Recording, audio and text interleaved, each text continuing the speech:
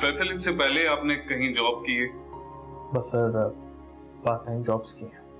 लेकिन हमें part time नहीं, हमें फुल टाइम एम्प्लॉय की जरूरत है। अभी यूनिवर्सिटी से मास्टर्स कंप्लीट किया, फुल टाइम जॉब के लिए अप्लाई किया मैंने।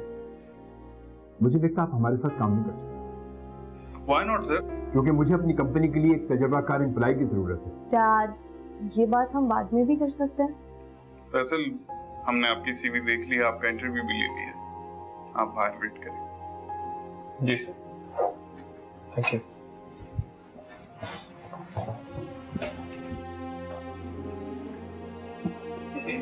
ये हमारे साथ काम नहीं कर सकते। क्यों? क्योंकि ये मैदान का नया खिलाड़ी है और मुझे एक तजुर्बेकार इंसान के साथ काम करना है।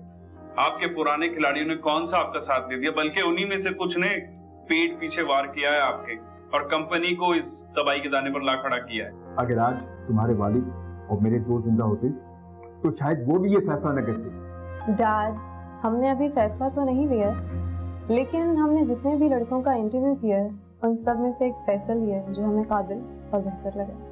इसका मतलब है कि तुम दोनों नहीं मानोगे।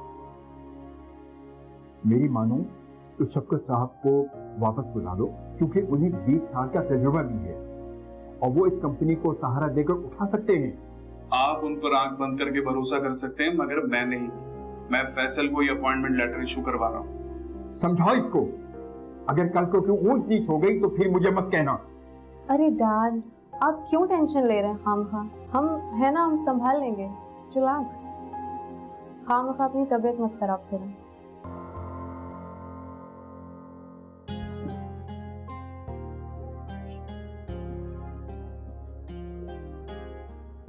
आज से ये आपका रूम है और ये आपकी सीट।